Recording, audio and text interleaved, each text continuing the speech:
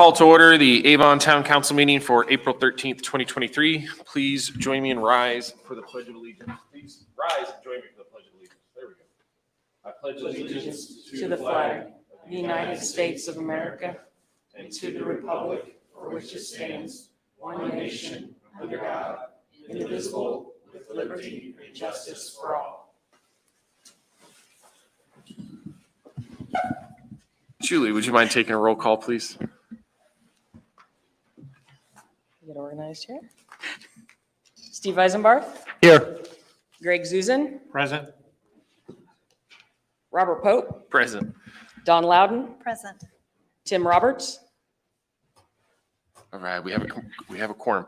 First item on the agenda, the consent agenda, which will include the check register for today, the approval of our minutes from our last meeting, the Redevelopment Authority's annual report, as well as the RDC's annual report, and the Stonehaven performance bond release. Any questions, comments? If not, would anyone like to make a motion? I'll make a motion that we accept as presented. I'll second that. We have a first and a second. Julie, would you take a roll call vote, please?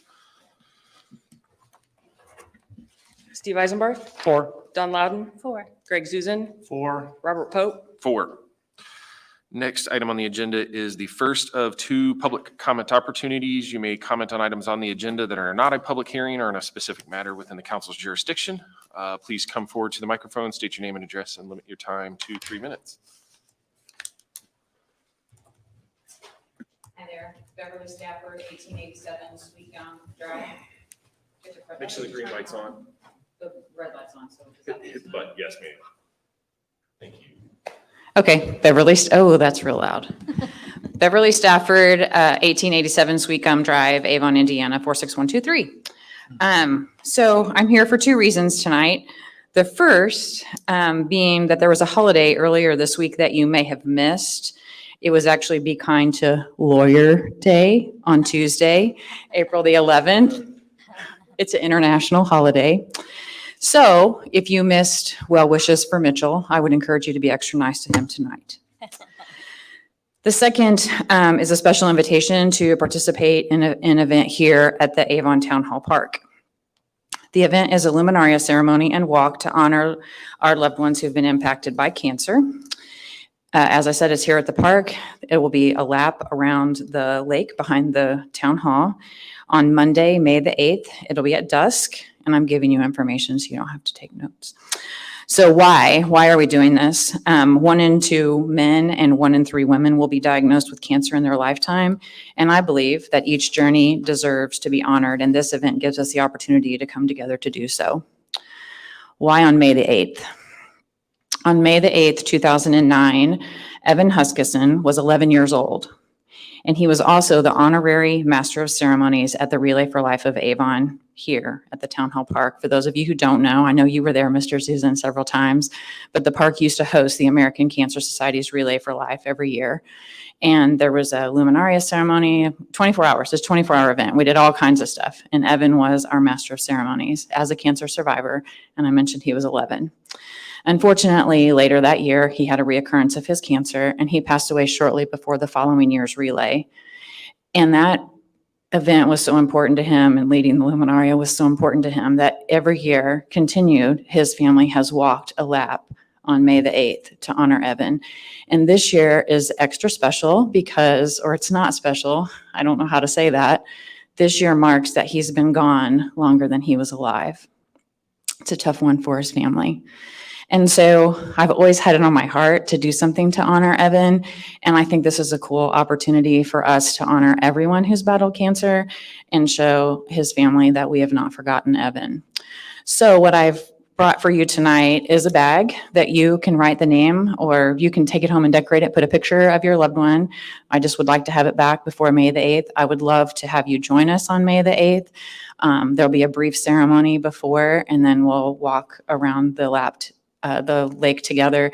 There'll probably be some music. It will be short and sweet, but a cool opportunity to honor people that you know that have been impacted by cancer. So do you have any questions? Otherwise, I'm going to ask to approach, and I'll give you guys each a bag.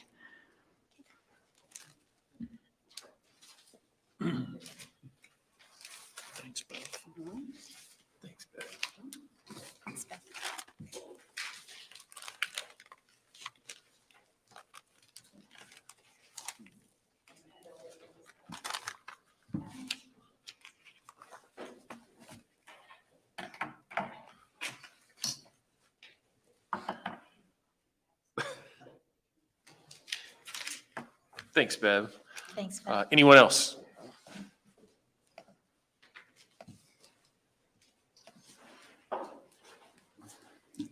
PowerPoint, yeah.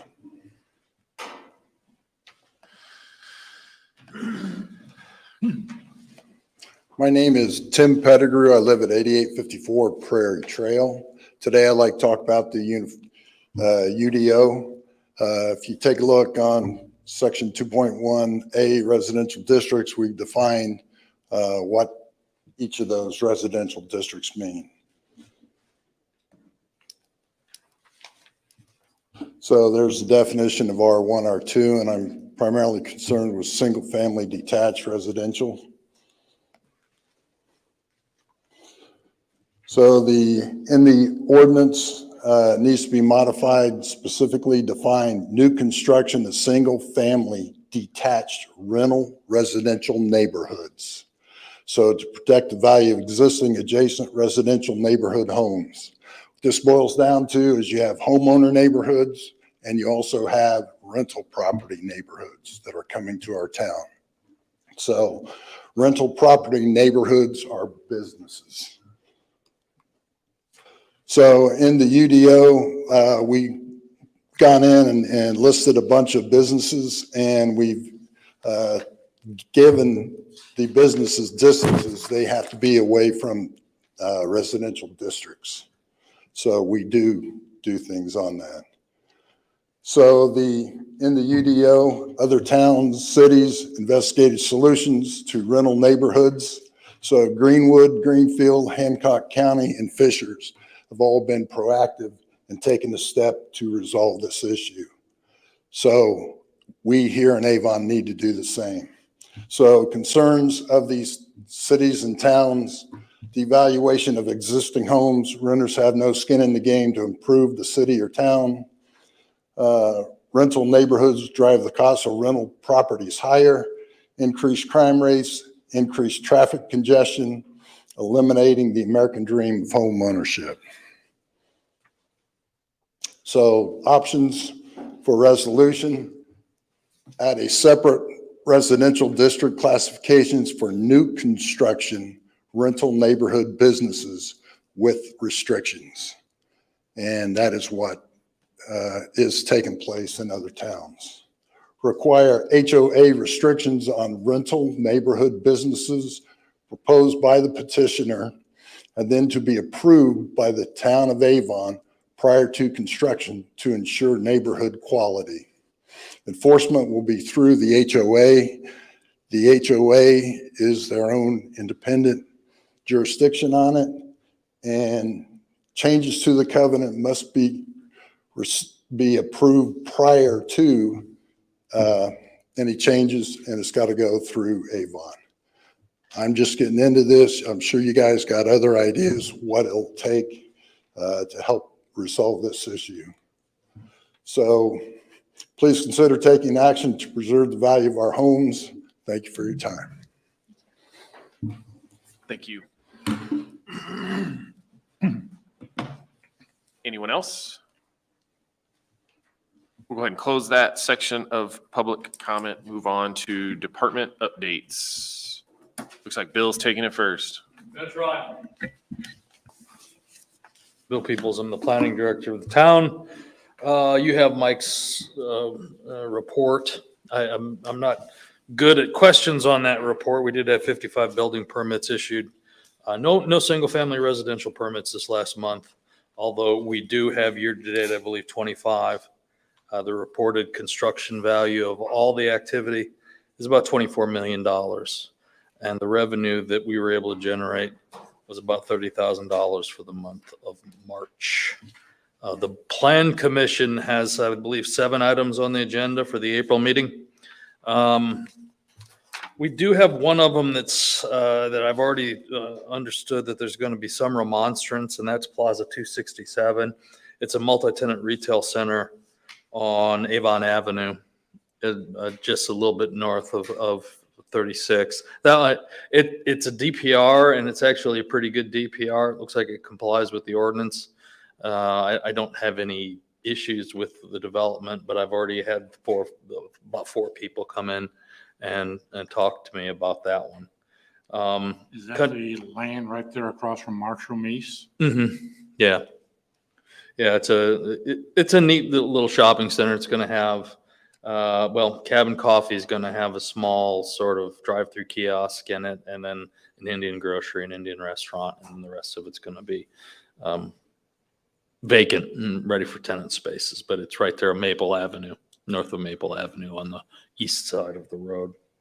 Countryside Estates coming back as old business, Harvest Landing Lot 4. They did get approval last month for their development, but they wanted to remove a row of parking and put in an outdoor seating area, and I didn't feel comfortable doing an administrative review and approval on that one, so I'm going to take that one back to the Plan Commission. Board of Zoning Appeals only has a couple things on it. Well, it has 4 things on it, but they only deal with 2 properties. One of them is a Lamar billboard. Lamar has a billboard over here on 36. It's a legally established non-conforming use.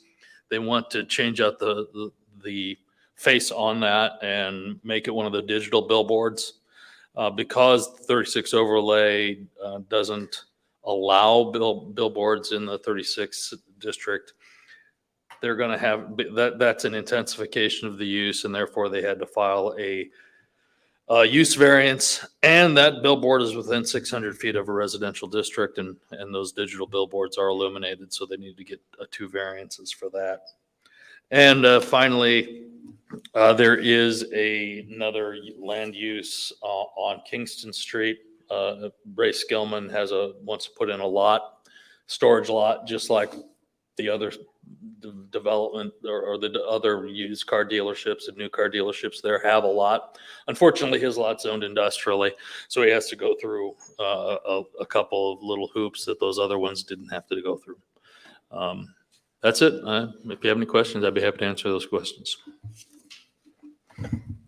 Thanks, Bill. Thanks. Thank you.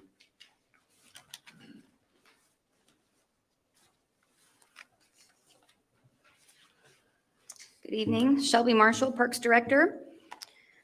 On March 14th, the town and the Parks Department, all of our staff participated in dementia training with Hendricks County Senior Services. We are the first municipality in the state of Indiana to receive the designation of dementia-friendly town. So I want to thank Ryan for backing me on that, and all of our staff and employees for participating in that. On March 27th, we started mowing. Yay. We will mow 1 to 2 times a week from now until fall, depending on Indiana weather. The park staff and the public works staff completed flagger training and received our certifications. I want to thank Keaton and Steve for scheduling that and allowing my staff and myself to attend. Highlight note, the instructor mentioned that we were the highest scoring average group that he ever had in his tenure to get that certification. So yes. Thank you, Public Works, for that. And finally, the Parks Department has several contracts that we supplement our staff with for maintenance, chemical application, mulching, and then mowing offsite properties and trails. To keep our vendors honest, I wanted to request quotes from other companies. We received those, and then the contracts are less than the required dollar amount to bring it to you guys.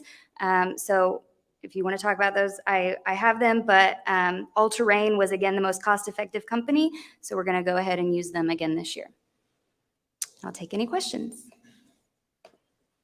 Thanks, Shelby. Thank you.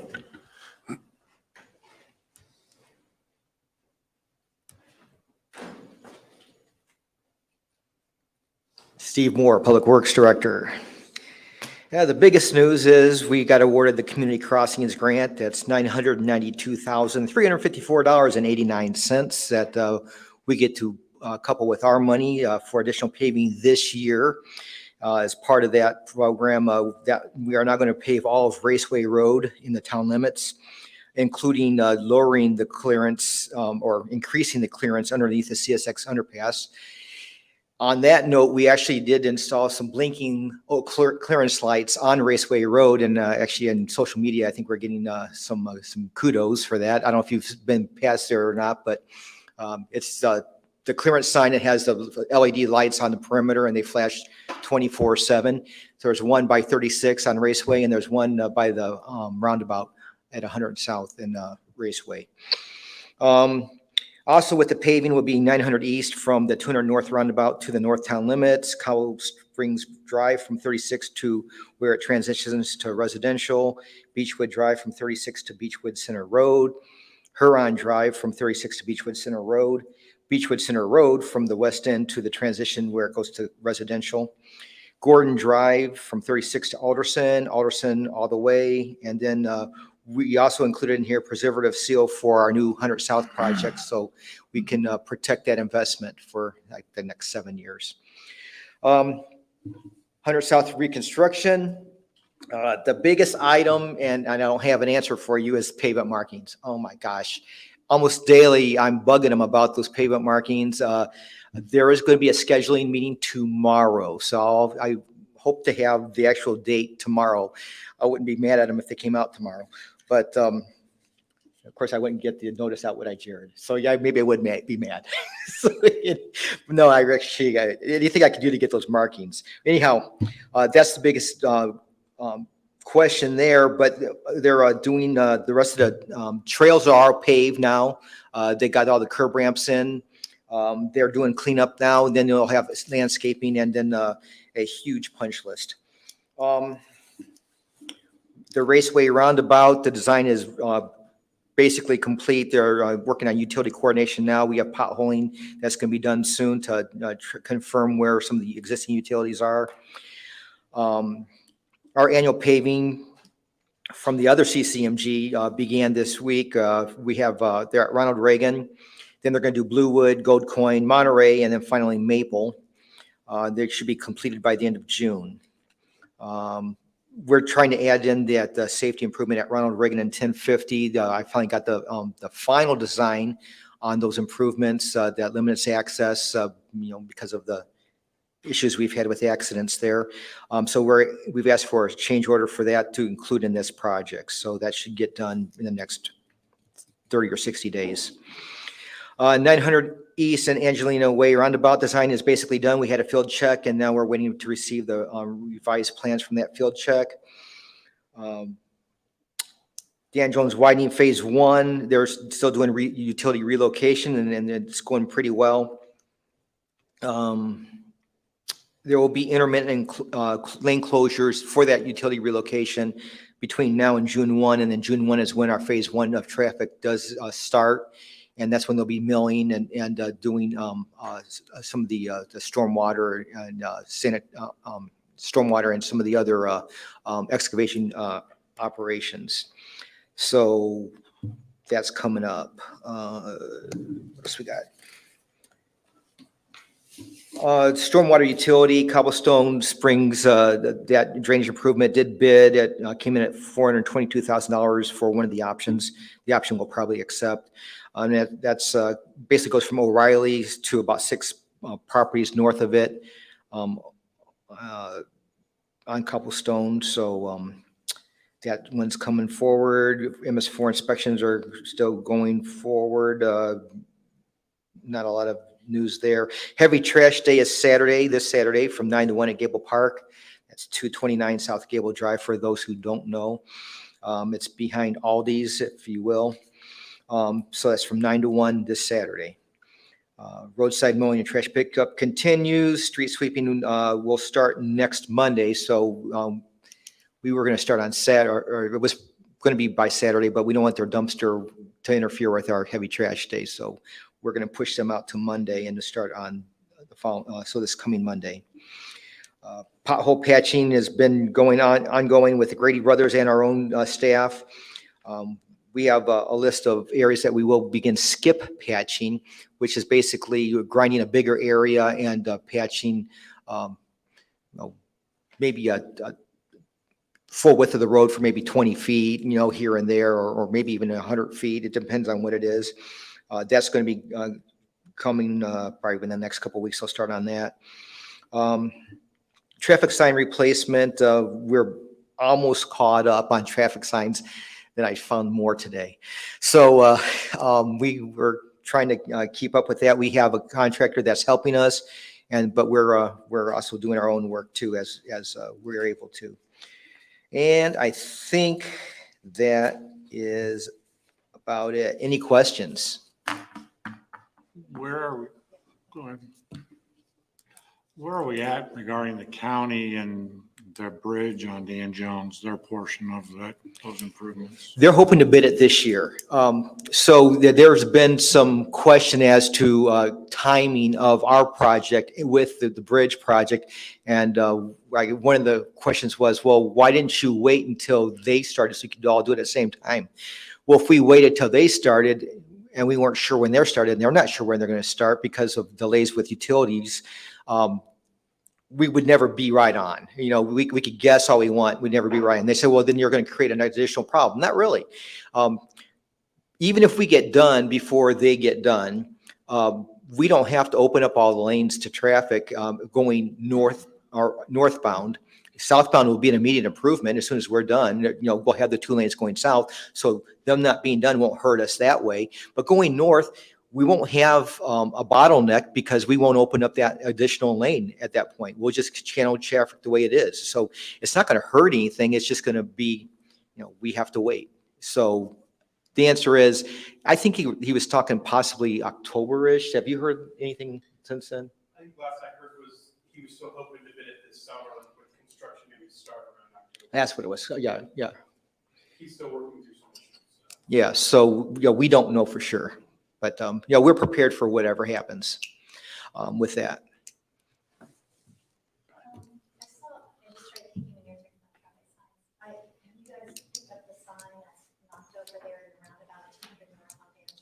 Oh, yeah, that's a couple of weeks ago, I think they picked that one up, and I think they even got the new one in. And if they don't, I think they got the new one in already. Yeah.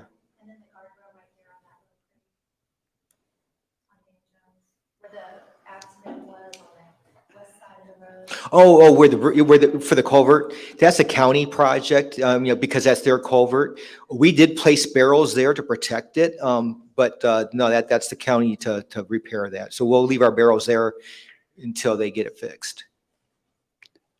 Steve, Rockville Road, 36, has Crawfordsville District given us any kind of hope of when some of those things are going to be wrapping up or the next phase of that?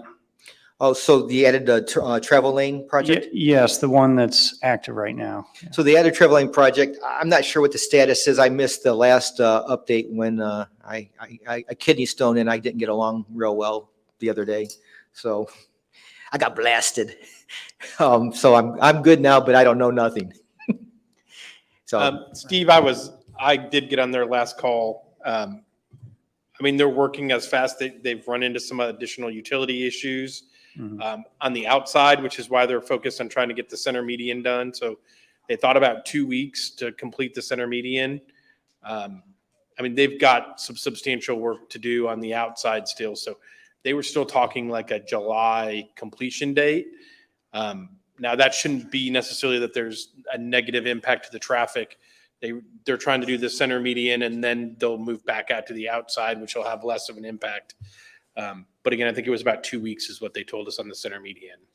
Okay. And hopefully they can maintain those stripings too. That's the other part. So They talk about it at every single I know. meeting, and I think we just they have to, ask us too, and we're like, yes, we've told you every single you meeting. know, your we striping's have to back. keep telling them. I know. It's just smart. Yep. Okay. Thank you. Thanks, Steve.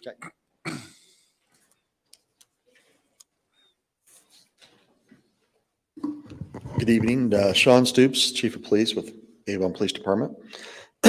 First, I would like to thank several of our police officers who participated in the Men in Action Read program last month and being part of that record participation by other dads from all walks of life. I saw several of you there as well, so kudos to you for being there as well. Hopefully, the next time we do it, we can break the record again, so thank you. Our officers participated in a DUI blitz the last couple of weeks of March. The blitz was grant funded and it allowed our officers that participated to focus solely on detecting impaired driving and preventing vehicle crashes associated with impaired driving as well. If you look at some of the statistics and data that I sent you in your packet, you'll see that unfortunately it worked because our OWI arrests were up a little bit for the month of March. The 2023 Citizens Police Academy begins on Tuesday, April 18th. We're looking forward to meeting some new faces as well as seeing some that we already kind of know. I think Mr. Eisenbarth's in that class. That's why I said that. So we look forward to seeing him and as well as all of our participants in this year's class. 2 conditional offers of employment have been filled by a couple of great candidates. We'll be introducing those to the town very soon. We're requesting that the merit board review 2 additional candidates at our next meeting on Monday, April 17th. If those 2 are approved, that will fill 4 of our 5 current vacancies, and it will also exhaust the current hiring list. All 3 of our new officers that have already started and been working through their field training program, they're getting very close to the end of the field training program, but they're also getting very close to starting at the Law Enforcement Academy in May. So they'll be attending the academy in May. And then when they get out, if they haven't completed their field training program, they'll finish that. And even if they have concluded, they'll go through a refresher course before they're allowed to be released to work on their own. So we look forward to getting them out there. As you know, it takes about a year to get a new officer fully up and trained and out there and on the streets working. So we look forward to getting them out there so we can have them as part of the team. We finally received 2 of our new Tahoes this week. Now we're just waiting on getting the equipment installed, and those will be out there and in force. We're still waiting on production dates for the remaining vehicles, so that story continues. So hopefully they'll be in production pretty soon, and we'll be able to get those and get those equipped and get those in service as well. Be happy to answer any questions you might have from that or anything else that was in the packet. Not a question, but just that would be amazing out of that hiring list to even get 4 out of the 5 off that would have been amazing. So crossing fingers Monday goes well and those officers go through. Just kudos as well. Right. Sorry, any questions? Thank you. Thanks, Sean. Jared? All right, and that's it. Julie, I apologize. Would you like department update for clerk treasurer's department? I'm not forgetting you this time either. The only update I have is we have been notified we will be audited. Coming soon to an office near you. Joy. Can't beat them, just go with it. Yeah, it's a 2-year audit for 21 and 22. I'm not worried about it, so Sure. you shouldn't be either. Oh, sure. Just the pain of it. Yes. Thank you for suffering to it.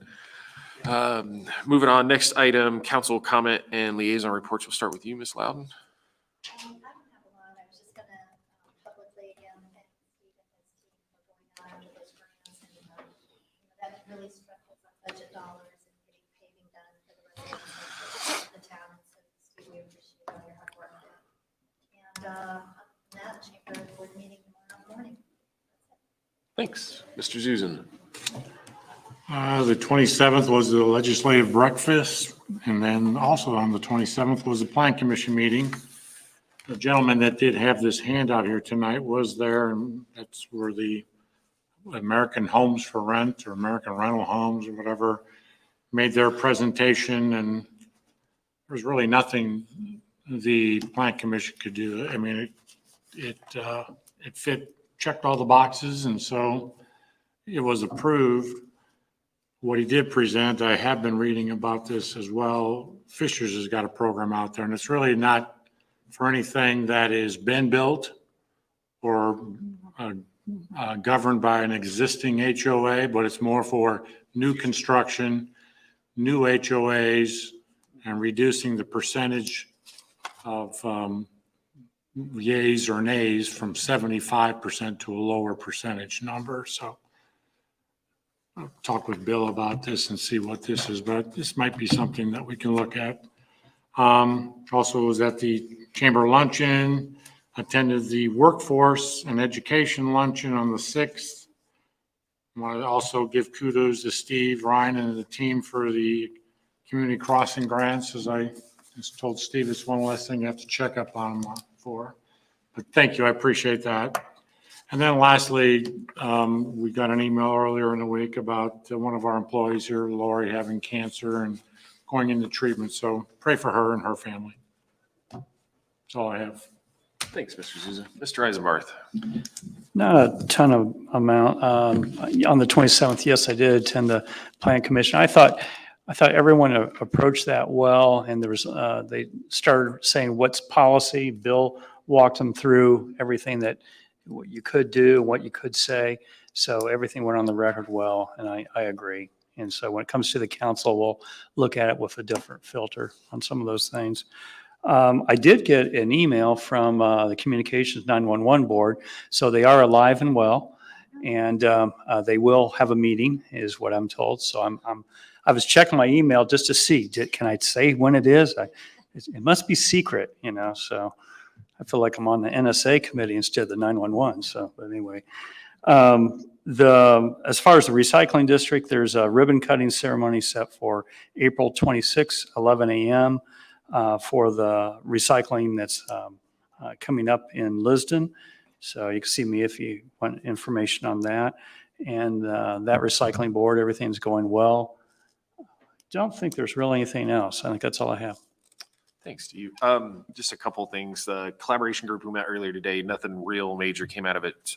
We talked about some events, different entities having different events, and just the kind of the big one from there, the high school construction and Pine Tree are right on schedule. So kind of some big news. And last, some kudos to a couple people. One, we've all said it, great job, Steve and Public Works team and Ryan. The community crossing grants, amazing job, well done. And thank you to Julie and Kathy for your guys' continual outstanding effort and holding down the fort with the town court. So it's not unnoticed and it's appreciated. Thank you both. That's it for me. Next item, moving on, new business, partnership with the Hendricks County Highway Department for paving. Steve or Ryan? Good. This is something we've kind of done in the past, and so I think you guys are familiar with this, but the county kind of does their own paving project, and it's really inefficient. This is one of those things where efficient and effective government, where we have little skips of areas that are in the town and then areas that they're in the county. And so we've done this a couple of times, County Road 900 East, even some of the more rural areas. We've kind of run across this where the county is going to pave a road and we kind of have a little segment in it. And so the county has been kind enough, and we've kind of built this relationship with them to work together so that by their paving their piece, they can just pave our piece as well. And so, as you know, they've already started working on County Road 100 South, and the town has 2 small segments in there. Both segments, as Steve represented in his memo, were in need of resurfacing, so it was actually good timing for us.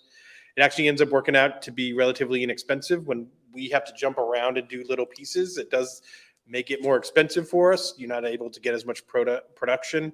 And so the public works staff believes this is in the best interest of the town and actually end up with a better product for us to just go ahead and pave it while the county is paving it. And I think it's around $37,000 would be our share. We would not make payment until they do complete our portion. So we will withhold that payment until they're complete. But we would like to let them know that we are going to pay our portion so that as they go, they have that assurance from us. Happy to answer any questions. Are they paving this to our standards or to their standards? In this case, it's an overlay. In this case, it's a mill and fill, and it's an overlay, so we have the same standard in this case. The only difference in something new that just happened today is Keaton and I actually walked it since they milled it.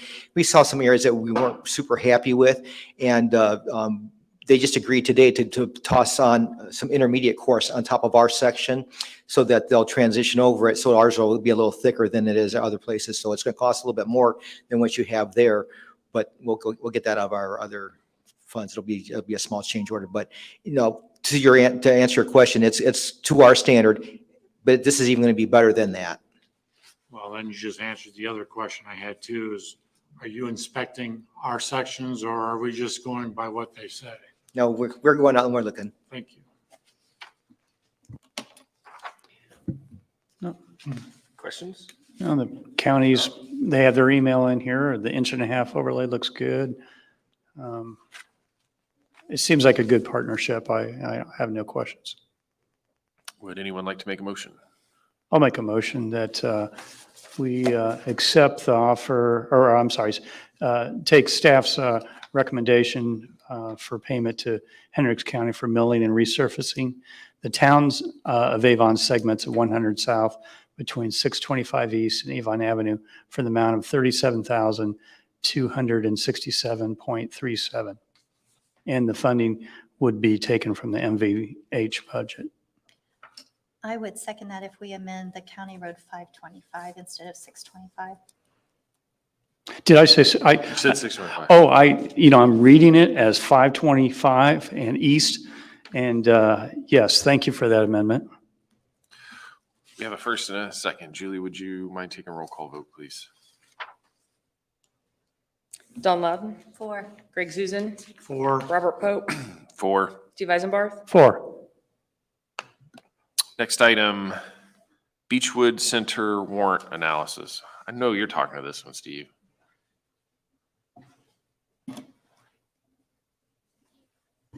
So this is kind of something that Mr. Eisenbarth probably is probably as passionate about as I am.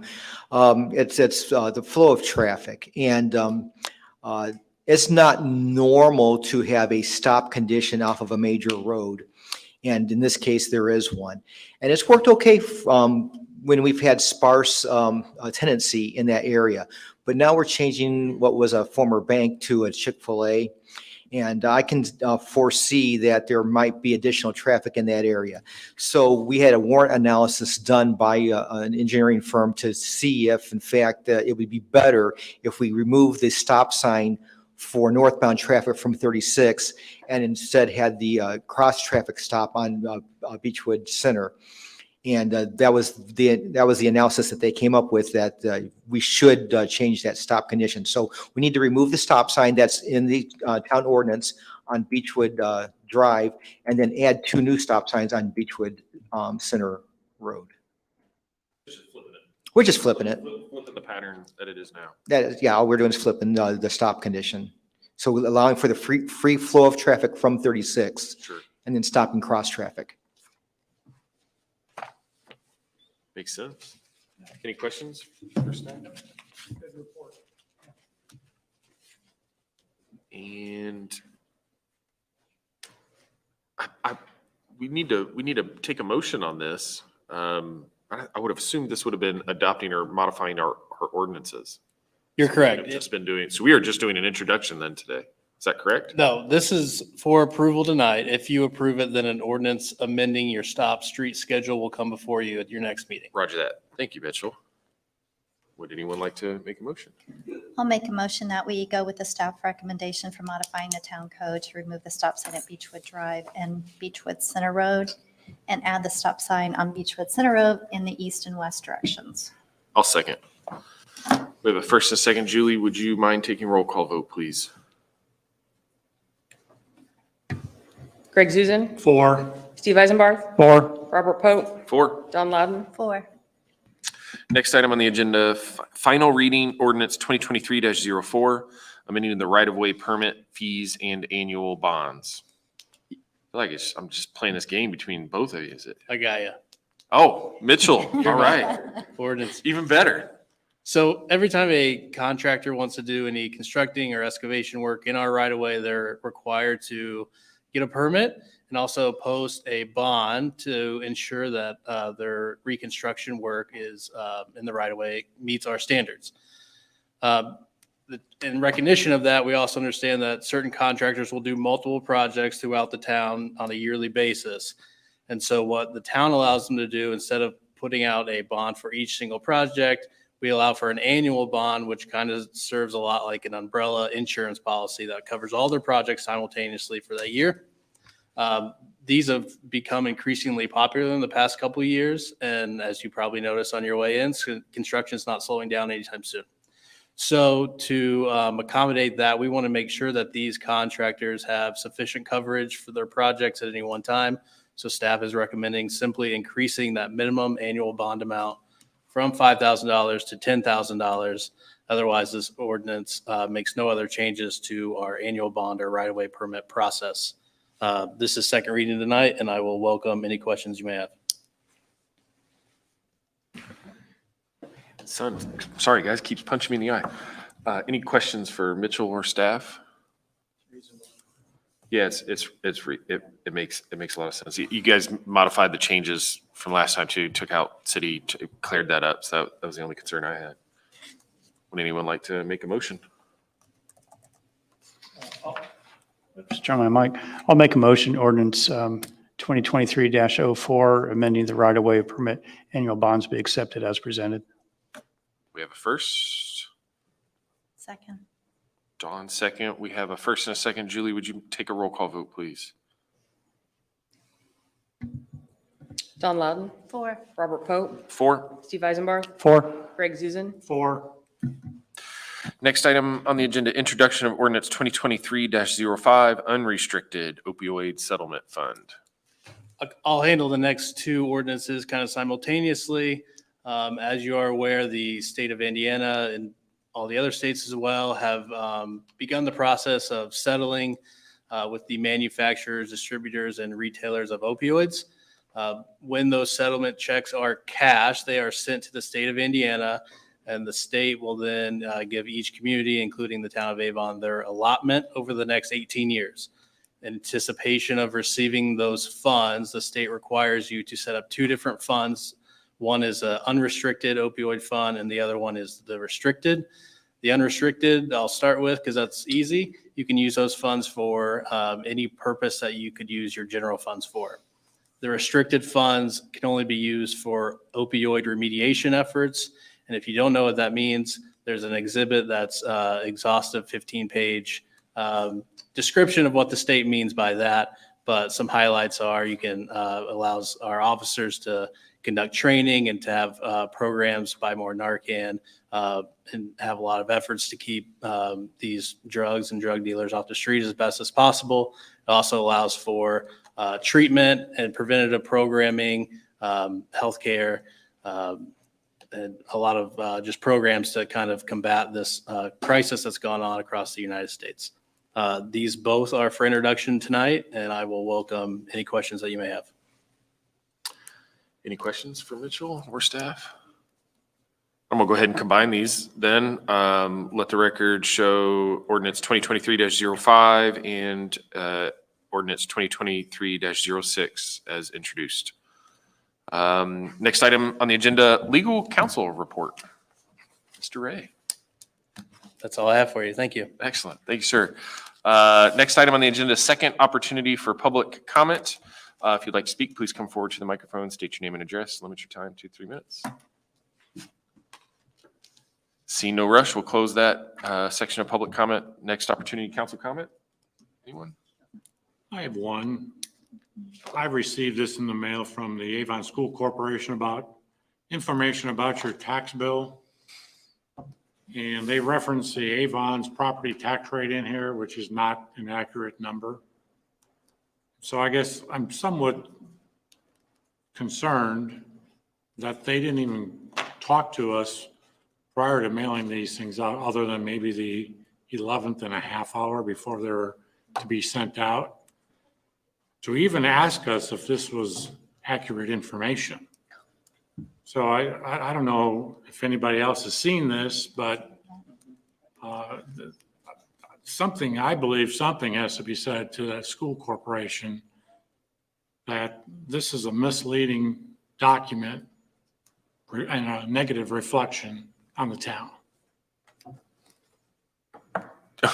We actually, Ryan brought it up today at the collaboration group. It should have said, and this is, correct me if I'm wrong, according to Scott, it should have said the school corporation's tax rate, not the town of Avon's tax rate. It was an unintentional mistake. It doesn't matter. It wasn't proofread correctly. They didn't ask for our input. And you're right, it is their number, not ours. Yes. So that maybe questions some of the people there that review this stuff. So I don't know what we're going to do about it, but I don't know if Jared can put something on social media or, on our website about this. But I think we need to just let the public know. I'm not going to go into a bunch of detail why this was even done in the first place, but the information provided was an inaccurate reflection on our town's tax rate. Any, good, Don, sorry, all right. Council calendar, Ryan? I'm not going to be here on the 27th. Yes, thank you. And I will not be here on the 27th. Or will Dawn, obviously Tim is not here tonight. I wanted to make sure, Steve, you will be here. I will clarify with Tim to make sure we will have a quorum for that second meeting. I will be here unless an emergency happens, but no, obviously nothing. Sorry, council calendar. Yep, two things, executive session, April 20th at noon, and then our next council meeting is April 27th. Reminder as well, Steve mentioned it, I'll just mention it one more time. We do have our spring heavy trash and shred day is this Saturday from 9 to 1 behind Aldi, and hopefully please bring your IDs because it is for Town of Avon residents. Excellent. Thank you, guys. Meeting adjourned.